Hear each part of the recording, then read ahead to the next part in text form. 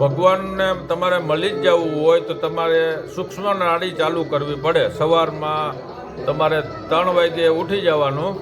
સવારમાં 3 વાગ્યે ઉઠી જવાનું કાયમી માટે, અને એક નિયમ લઈ લેવાનો કે કાયમી માટે મારે આ ભગવાનની પૂજા કરવાની છે. એટલે તમારે સવારના 4 વાગશે ને એટલે તમે સવારના 4 વાગે કાંઈ નહીં તો હાથ પગ ધોઈ નાહી ધોઈને મહાદેવને એક જલનો અભિષેક કરી દેવાનો. આપણા જેટલા માણસો છે એનાથી વધારે દેવસ્થાન છે. 7 સતી 5 જતી, નવનાથ, નવદુર્ગા, 52 વીર, 64 જોગણી, 80,000 ઓલિયા, 33 કરોડ દેવ, 84,000 ઋષિ બધા છે. એની અંદરથી તમારે કોઈ પણ એક ધારી લેવાનું મારે આ ભગવાનની સેવા કરવી છે, ને એના હામી તમે ધ્યાન માંડો એટલે તમને એ હામાં દર્શન દે. નોતા ધરણીને આકાશ, 50 કરોડમાં પાણી, ચાંદો સૂરજ બે નહોતા. કઈ ઉપર હતો, નિરંજન હતા, નિરાકાર, એનો કોઈ આકાર નહોતો, પાણીમાં પડ્યા હતા. નમસ્કાર મિત્રો, કેમ છો? મજામાં?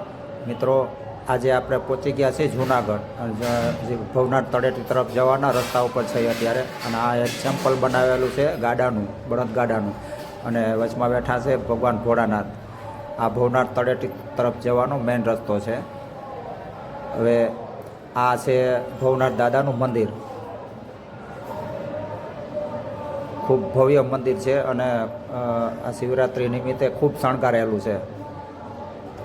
આ મંદિર પરિસર છે, આ મંદિરનો ગેટ.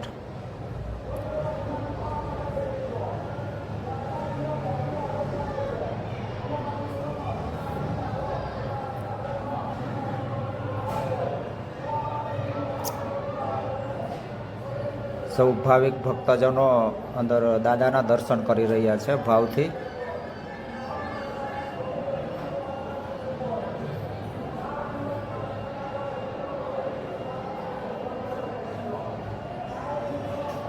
આ પૂજારી દાદા અંદર શિવલિંગ, ગુંબજની અંદર શિવલિંગ છે. આ ભગવાન ભોળાનાથનું શિવલિંગ.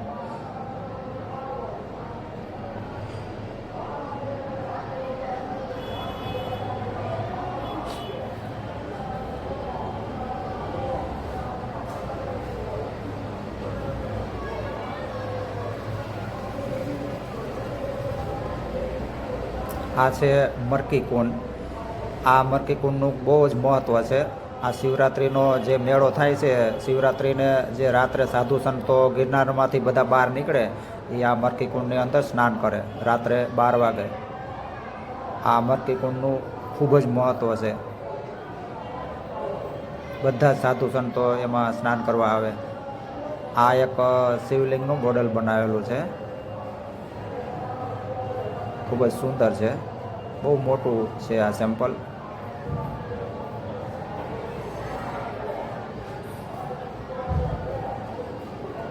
આ મંદિર પરિસર.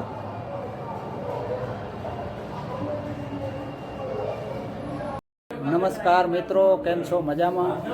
મિત્રો, અત્યારે જ અહીંયા શિવરાત્રિના મેળામાં હું આવ્યો છું અને અહીંયા જે રણુજાની જે જગ્યા છે, આપણે ઉતારો જે રણુજા, જે જૂના રણુજાનો જે ઉતારો છે, આપણે કાલાવડ પાસે રણુજા આવ્યું ત્યાંનો રણુજાનો અહીંયા ઉતારો છે. તો એ ઉતારે અત્યારે હું બેઠો છું અને અહીંયા જે સત્સંગી ભાઈઓ છે એને આજે આપણે મુલાકાત લેવાની છે. આ ભાઈ, આ દાદા ખંભાળિયાના છે. આ દાદા બરાબર. પછી અહીંયા ઘણા દાદા જો બધા બેઠા છે. બધા કોઈ આરામ કરે છે, વાતો કરે છે. એક બાજુમાં બાપુ બેઠા છે અને આ બાજુ મંદિર છે રામદેવ પીરનું. ભાઈ, તમારું નામ શું? મારું નામ ડાયાભાઈ. ડાયાભાઈ. ડાયો ભગત. હા, બરાબર. હું ખંભાળિયા તાલુકાના માંજા ગામ છે, હા, જામ ખંભાળિયા, દેવભૂમિ દ્વારકા. અહીંયા તમે દર્શન કરવા દર વર્ષે આવતા છો ને? આ દર વર્ષે આવી શિવરાત્રી. અહીંયા તમે ક્યારે, સવારે આવ્યા કે કાલે આવ્યા? કાલે આવ્યા, કાલે આવ્યા 11 વાગે. હવે કેટલા દિવસ રોકાવો તમે? હવે શિવરાતનો રાતના 12 વાગે પૂરી થાય ને ત્યાં સુધી સાધુ સંતોનો બધો અખાડાનો એ જાય ને. રવેડી અમે બોલીએ ને, રવેડી હોય છે સાધુની.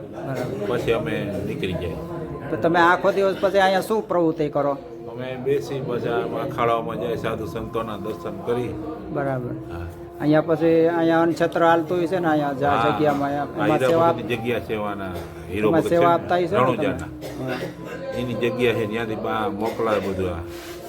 એ ભક્તો સેવા કરે બધા. બરાબર. પ્રસાદ ચાલુ છે હંમેશા. બે ટાઈમ પ્રસાદ મળતો હોય છે ને હા, બે આપતા હોય છે ને બે બધાને? ગમે એને હવે બે ટાંકણી ચા આવ્યો થોડીક હરિહરો ચાલુ જ હોય. સરસ ઘણું સારું ઉત્તમ કામ કહેવાય. આ ભરવાડ સમાજ આખી આવી જાય. તમારું નામ શું ભાઈ? મારું નામ રાજાભાઈ જીવાભાઈ બાંભર. હું દર વર્ષે જુનાગઢ આવું છું. મહાશિવરાત્રિના મેળામાં બહુ જ મજા આવે છે અને બહુ જ માણસો આનંદ મંગલથી મોજ માણીને આનંદ મંગલથી બધા જાય છે. હું હર શિવરાત માટે અહીંયા 15 થી 20 વર્ષથી એક ધારો આવું છું અને ભોજનનું બહુ આયોજન સારામાં સારું છે. પોલીસ ખાતાના બંદોબસ્ત છે, આર્મી હોય, બધાયનું બહુ જ સુરક્ષા રીતે બધું હાઈ ક્લાસ હોય અને બહુ જ બધાય જમાડે છે. ફ્રીમાં જ બધું છે. લૂંટણીઓ મેળો નથી, મેળો ધાર્મિક છે અને બહુ સાધુ સંતો આશીર્વાદ લઈને બધા જાય છે. આનંદ મંગલથી બધા જાય છે, આનંદથી આવે છે અને બધા આનંદથી જાય છે અને એટલી પબ્લિક થાય 15 થી 20 લાખ મેદની થઈ જાય છે ઓછામાં ઓછી કમ અને કોઈ દુઃખી નથી થતું. બરાબર. એનો મહાદેવનો એવો પ્રતાપ છે અહીંયા અને શિવરાતની અંદર એટલા મજામાં બધા આવીને જાય છે અને પરિક્રમાય 36 કિલોમીટરની પરિક્રમા છે. એમાંય બધાને મજા જ આવે છે. બધાને જમાડે છે, ખવડાવે છે, પીવડાવે છે, ચા પાણી. કોઈ પૈસા માગતું નથી. સાધુ સંતના આશીર્વાદ બધા લઈને જાય છે. બધાના સારા કામ થાય છે અને બહુ જ મજા આવે છે. અને અમારા ભરવાડ સમાજની અંદર 4 તો અહીંયા ઉતારા છે. અમારે ભરવાડ સમાજની અંદર બધા આવે છે, જાય છે, બધા એની માહિતી લે છે.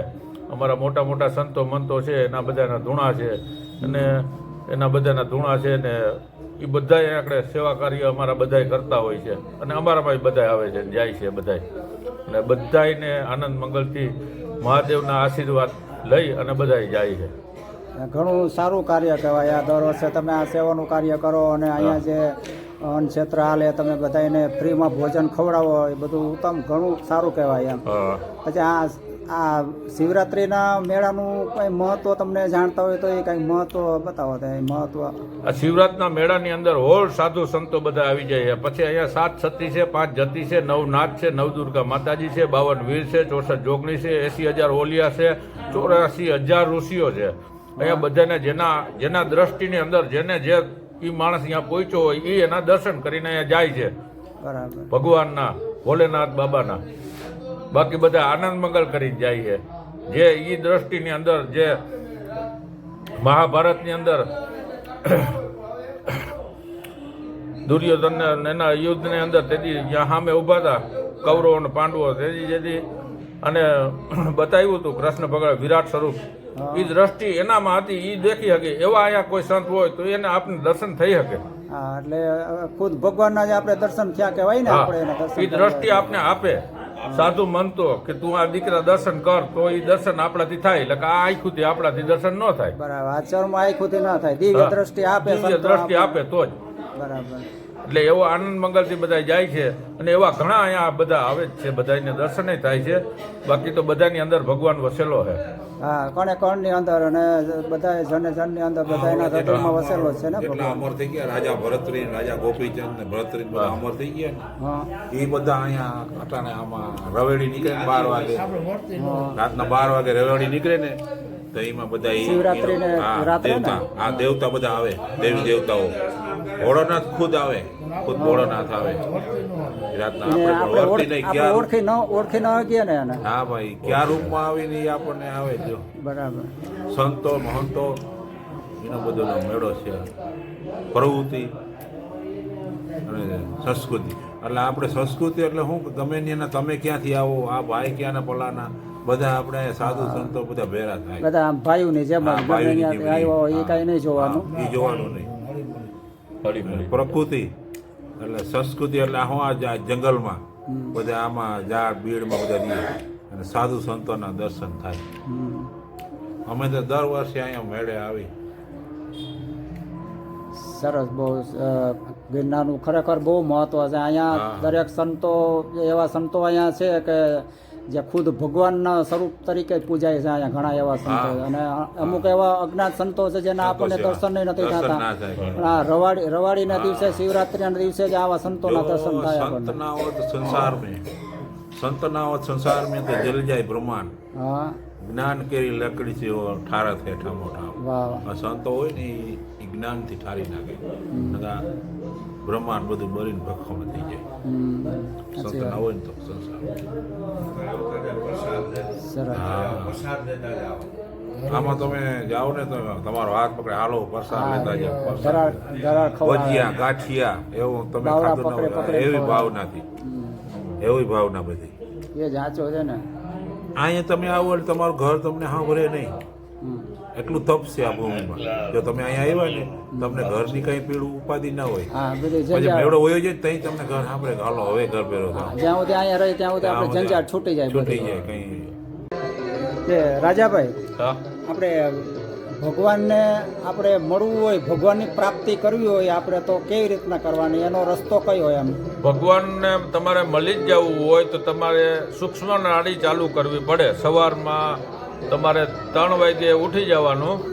સવારમાં 3 વાગ્યે ઉઠી જવાનું કાયમી માટે, અને એક નિયમ લઈ લેવાનો કે કાયમી માટે મારે આ ભગવાનની પૂજા કરવાની છે. એટલે તમારે સવારના 4 વાગશે ને એટલે તમે સવારના 4 વાગે કાંઈ નહીં તો હાથ પગ ધોઈ નાહી ધોઈને મહાદેવને એક જલનો અભિષેક કરી દેવાનો. એટલે તમારે ભગવાન તમને 6 મહિના ના થાય ને તો તમને અંદરથી ભગવાન જ બતાવી જાય.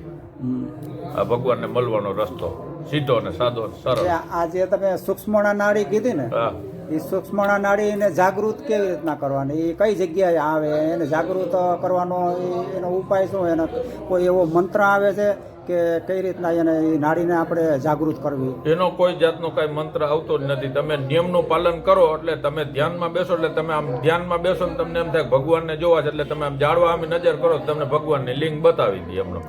એટલે ધ્યાનમાં બેવું બરાબર, તો આપણે ધ્યાન કોનું ધરવાનું? આપણે ધ્યાનમાં કોઈનું કાંઈ આમ ધ્યાન તો ધરવું પડે ને, કે માનો કે હું તમારે આમ હું વાતો કરું અત્યારે તો તમારી મારું મન તમારી અંદર છે બરાબર, તો આપણે ભગવાનનું ધ્યાન ધરવું હોય તો કોની ઉપર ધ્યાન ધરવું કે આધાર આપણે શેનો લેવો એમ?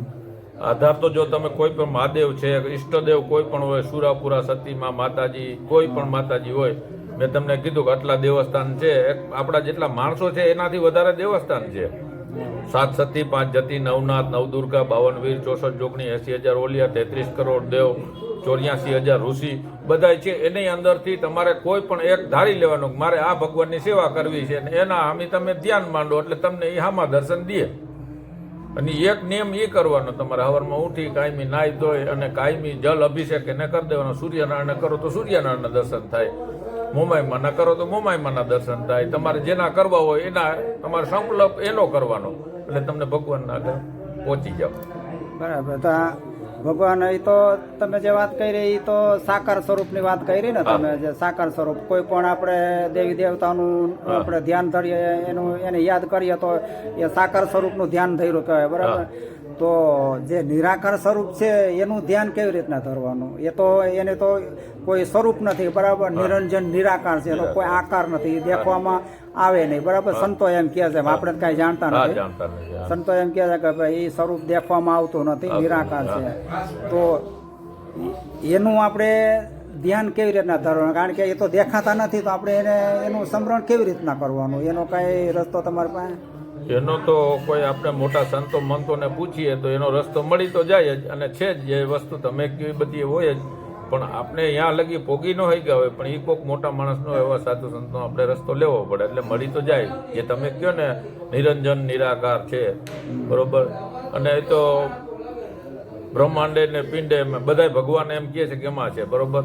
આ તો તમને જે હું તમને કહું ને એ તો તમે ક્યાંક તમે જે ભગવાનને મળવું હોય ને તમારે હોય નહોતું તો નિરંજન નિરાકાર હતા. હા કોઈ નહોતું, નહોતા રે મેરુ રે નહોતી રે મેદની, નહોતા ધરણી ને આકાશ, 50 કરોડમાં પાણી, આ ચાંદો ને સૂરજ બે નહોતા. તઈ ઉપર હતો નિરંજન હતા નિરાકાર, એનો કોઈ આકાર નહોતો, પાણીમાં પડ્યા હતા. પાણી નિરંજન હતા નિરાકાર, એનો કોઈ આકાર નહીં.